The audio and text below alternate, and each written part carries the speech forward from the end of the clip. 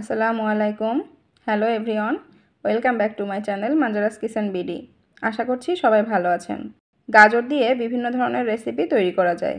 তার মধ্যে গাজরের এই মালাই কেক খেতেও যেমন মজার এবং তৈরি করার প্রসেসটাও অনেক সহজ। তো চলুন রেসিপিটি দেখে নিই।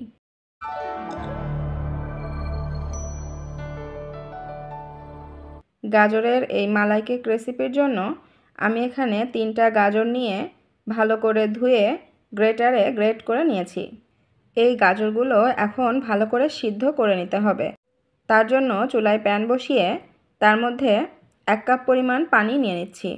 এরপর এর মধ্যে দিয়ে দিচ্ছি গ্রেট করা গাজরগুলো। এখন এর মধ্যে দিচ্ছি 2 টেবিল চামচ চিনি।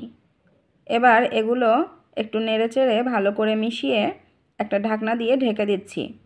গাজরগুলো 8 থেকে 10 মিনিটের মতো ভালো করে সিদ্ধ করে নিতে হবে। মাঝে একটু ঢাকনা তুলে নেড়েচেড়ে দিতে পারেন। খেয়াল রাখতে হবে নিচ থেকে যেন গাজরগুলো লেগে না আসে।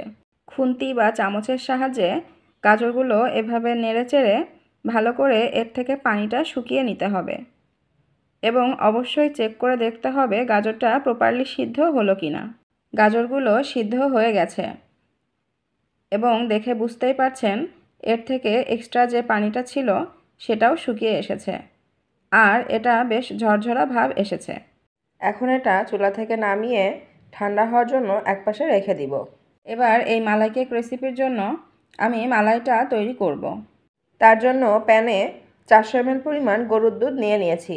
এরপর এর মধ্যে দিয়ে দিচ্ছি 3 টেবিল চামচ চিনি, 3টি এলাচ। এলাচগুলো মুখ থেকে একটু ফেড়ে নিয়েছি। 2 থেকে 3 টুকরা দারুচিনি ও 2টি তেজপাতা কেটে দিয়ে দিচ্ছি। এবার দিয়ে দিচ্ছি 3 টেবিল চামচ গুঁড়া দুধ। সাথে দিচ্ছি 1 চামচ আগার আগার পাউডার। এই আগার আগার পাউডার কেকটা জমাট বাঁধতে সাহায্য করবে। এই পাউডার না দিলে কেকটা প্রপারলি জমাট বাঁধবে না। এটা যে কোনো মুদি দোকানে কিনতে পাওয়া যায়। সমস্ত উপকরণ এখন চামচের সাহায্যে খুব ভালোভাবে মিশিয়ে নিতে হবে। এর মধ্যে গুঁড়া দুধ বা আগার পাউডারের কোনো দলা যেন থেকে না যায়। খুব ভালোভাবে মিশিয়ে নেওয়ার পর এবার চুলাটা অন করে দিতে হবে। চুলা অন করে মাঝারি আঁচে এগুলা অনবরত নাড়তে হবে।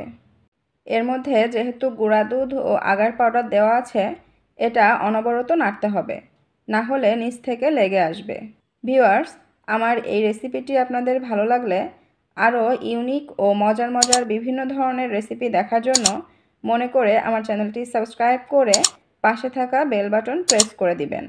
এভাবে নাড়তে নাড়তে এটা বেশ ঘন করে নিতে হবে। এই মালাইটা যত ঘন হবে কেকের টেস্টটাও বেশি ভালো আসবে।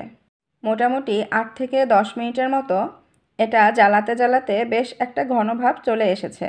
এখন আমি এর ভিতরে দেওয়া মশলাগুলো একে একে তুলে নিব। এই মালাইয়ের মধ্যে মশলার ফ্লেভারটা অলরেডি চলে গেছে। এখন এই মশলাগুলো তুলে ফেলে দিতে হবে। দেখুন আমার মালাইটা তৈরি হয়ে গেছে। এবার এটা চুলা থেকে নামিয়ে নিচ্ছি। এখন এই কেক বসানোর জন্য আমি এমন একটা বাটি নিয়ে নিয়েছি। আপনারা চাইলে যে কোনো শেপ বা সাইজের যে কোনো ধরনের পাত্র নিয়ে নিতে পারেন। এবার এই গরম থাকা অবস্থাতেই মালাইটা আমি চামচের সাহায্যে বাটির মধ্যে দিয়ে দিচ্ছি। এখানে আমি মালাইয়ের অর্ধেকটা ব্যবহার করছি, বাকি অর্ধেকটা রেখে দিব পরবর্তীতে ব্যবহার করার জন্য। মালাইটা দেওয়ার পর এখন এর উপরে আগে থেকেই সিদ্ধ করে নেওয়া গাজরগুলো এভাবে হাতের সাহায্যে ছড়িয়ে ছড়িয়ে দিতে হবে। এখানে একটা বিষয় খেয়াল রাখতে হবে, এই মালাইটা গরম থাকা অবস্থাতেই যে বাটিতে আমরা কেক বসাতে চাই তার মধ্যে ঢেলে নিতে হবে, না হলে এর মধ্যে যেহেতু আগার আগার দেওয়া আছে এটা দ্রুত জমে যাবে। এরপর এর উপরে বাকি যে মালাইটা ছিল সেটাও দিয়ে দিচ্ছি। এই মালাই দেওয়ার পরে বাকি গাজরগুলো এর উপরে ছড়িয়ে দিয়ে দিচ্ছি। এতে কেকটা দেখতেও সুন্দর লাগবে। এটা ভালোভাবে ঠান্ডা হয়ে জমাট বাঁধার জন্য রুম টেম্পারেচারে অথবা নর্মাল ফ্রিজে 1 থেকে 2 ঘন্টার জন্য রেখে দিতে পারেন। আমার কেকটা রেডি হয়ে গেছে। এখন এটা প্রপারলি জমাট বাঁধতে 2 ঘন্টার জন্য এভাবে রেখে দিব। ফিরে এলাম 2 ঘন্টা পর। দেখুন আমার কেকটা একেবারে পারফেক্টলি জমে সেট হয়ে গেছে এবং দেখতেও কতটা সুন্দর লাগছে। অনেক সুন্দর একটা কালার এসেছে। এটা আপনাদের পছন্দ মতো যে কোনো সাইজ বা শেপে কেটে পরিবেশন করতে পারেন। দেখুন এর ভিতরটাও একেবারে পারফেক্টলি জমাট হয়ে গেছে। এই গাজরের মালাই কেকের কালার, ফ্লেভার অ্যান্ড টেস্ট এক কথায় অসাধারণ। এটা সামনে পেলেই খেতে মন চাইবে। তো আজ এ পর্যন্তই। আশা করছি আমার আজকের এই রেসিপিটি আপনাদের ভালো লেগেছে। শেষ পর্যন্ত আমাদের সাথে থাকার জন্য ধন্যবাদ। ভালো থাকবেন, সুস্থ থাকবেন, স্বাস্থ্যকর খাবার খাবেন। আল্লাহ হাফেজ।